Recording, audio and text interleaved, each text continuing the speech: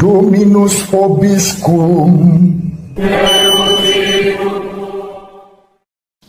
Sahabat peradaban kasih ekologis yang terkasih, selamat berjumpa dalam Renungan Harian bersama saya Romo Alois Budi Purnomo PR melalui channel ini.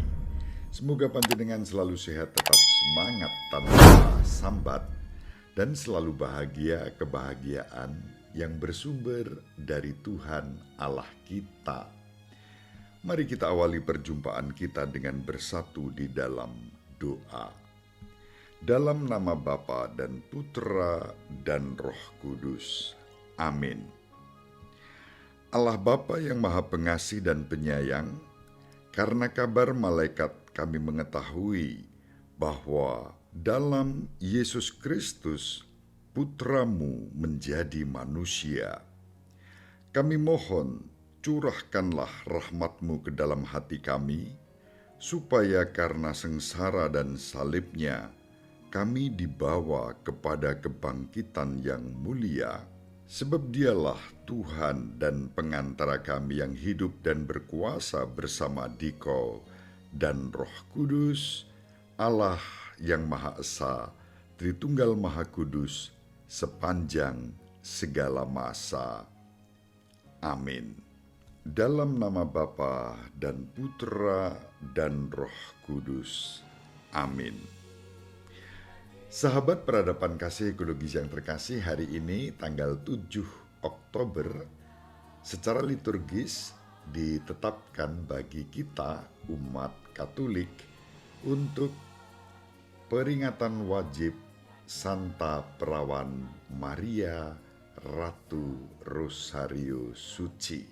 Mari kita baca bacaan yang pertama dari surat Rasul Paulus kepada jemaat di Galatia bab 1 ayat 6 sampai 12. Saudara-saudara, aku heran bahwa kalian begitu cepat berbalik dari Allah yang telah memanggil kalian oleh kasih karunia Kristus dan mengikuti suatu Injil lain yang sebenarnya bukan Injil. Hanya ada orang-orang yang mengacaukan kalian dan yang bermaksud memutarbalikkan Injil Kristus. Tetapi seandainya kami sendiri ataupun seorang malaikat dari surga mewartakan kepada kalian suatu Injil yang berbeda dengan Injil yang telah kami beritakan kepadamu, terkutuklah dia. Seperti yang telah kami katakan dahulu, sekarang kukatakan sekali lagi, jikalau ada orang yang memberitakan kepadamu suatu Injil yang berbeda dengan apa yang telah kalian terima, terkutuklah dia. Jadi, bagaimana sekarang? Adakah aku mencari kesukaan manusia atau kesukaan Allah? Adakah aku mencoba berkenan kepada manusia? Sekiranya aku masih mau mencari perkenanan manusia, maka aku bukanlah hamba Kristus, sebab aku menegaskan kepadamu, saudara-saudaraku, bahwa Injil yang kuberitakan itu bukanlah Injil manusia, karena aku menerimanya bukan dari manusia, dan bukan pula manusia yang mengajarkannya kepadaku, tetapi aku menerimanya oleh pernyataan Yesus Kristus. Demikianlah sabda Tuhan. Syukur kepada Allah. Sahabat peradaban kasih ekologis yang terkasih, sebagaimana tadi saya sampaikan di awal bahwa hari ini merupakan peringatan wajib Santa Perawan Maria Ratu Rosario Suci. Gereja Katolik mengenang iman Santa Perawan Maria secara istimewa, bukan untuk mengkultuskan Bunda Maria, juga bukan untuk menggantikan Tuhan, dan kemudian Gereja Katolik menyembah Maria, sama sekali tidak. Yang dihayati Gereja Katolik adalah bersama Bunda Maria kita mengimani Bapa, Putra, dan Roh Kudus yang berkenan menyatakan sejarah keselamatan untuk umat manusia. Sejarah keselamatan itu berpusat pada Putra Allah yang Maha Tinggi, yang menjadi manusia dan tinggal di antara kita. Dan cara yang dipilih oleh Allah agar Putra Allah menjadi manusia tidak lain melalui rahim Santa Perawan Maria. Injil Lukas dengan sangat jelas menggambarkan itu. Pewartaan Injil Lukas tidak perlu mendapatkan penafsiran yang diputarbalikkan seperti yang disampaikan Santo Paulus kepada umat di Galatia tadi.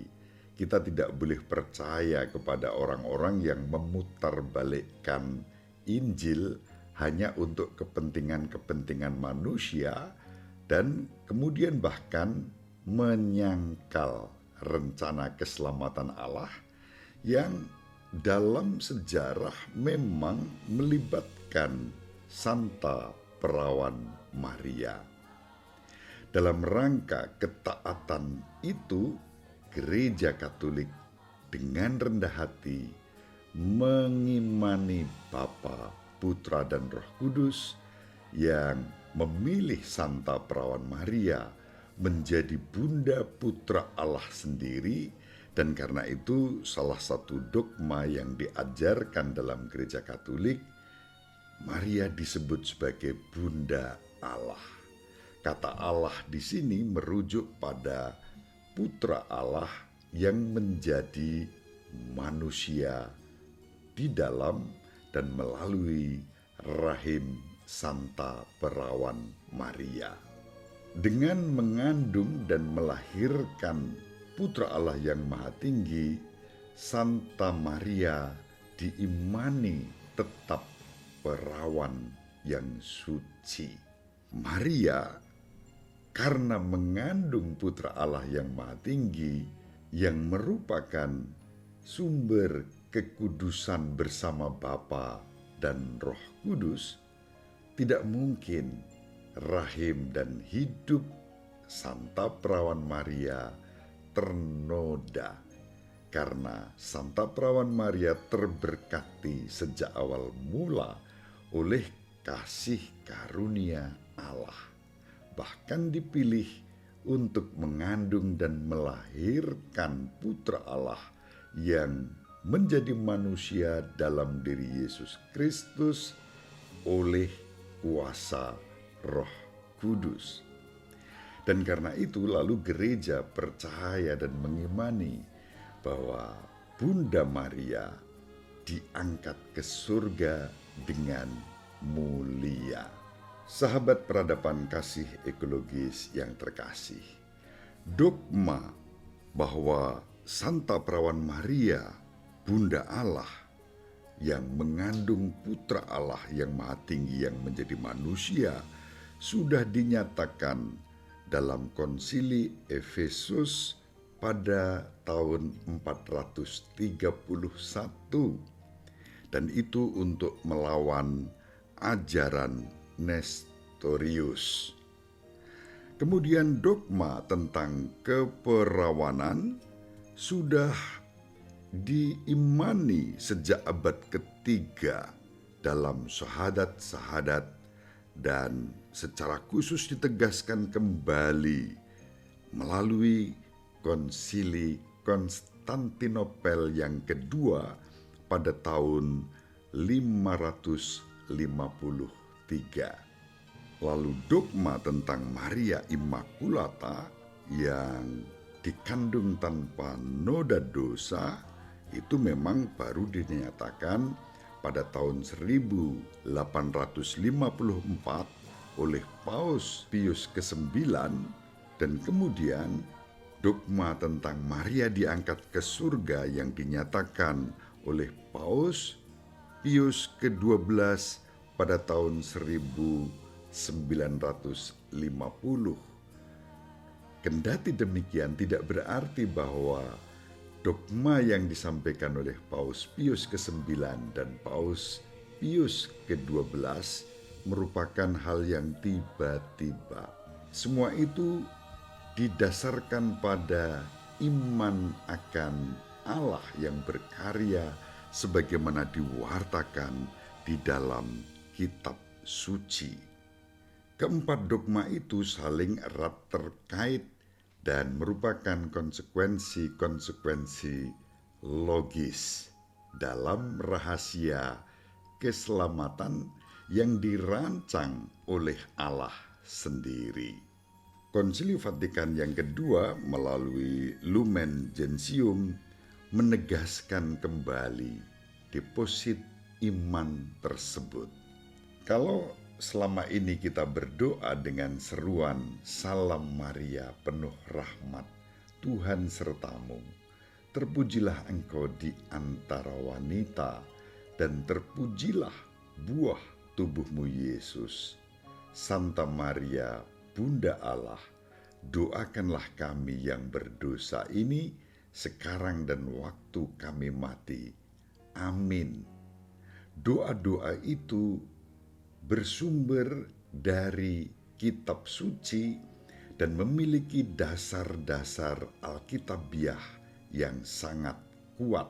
Doa Salam Maria pada dasarnya terdiri dari dua kutipan dari kitab suci.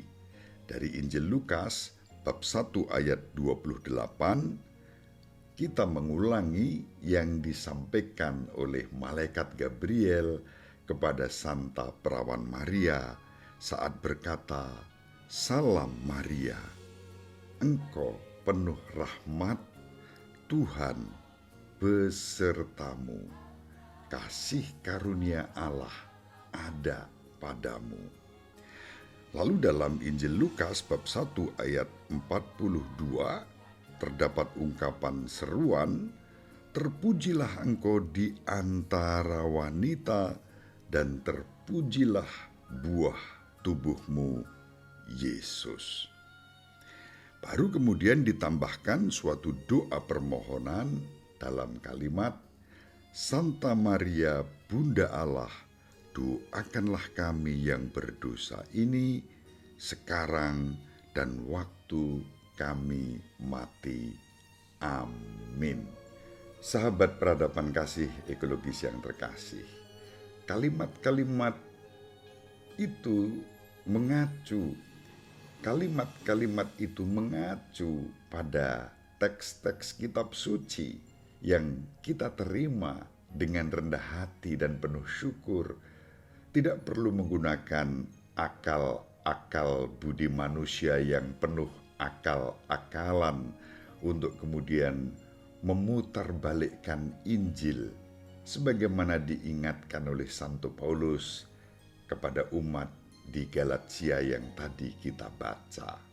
Tentang sapaan kita Santa Maria Bunda Allah yang memiliki muatan Santa Maria yang mengandung Putra Allah yang Maha Tinggi, itu bahkan sudah diimani sejak abad ketiga, abad keempat, abad kelima, baik di Efesus maupun di Konstantinopel.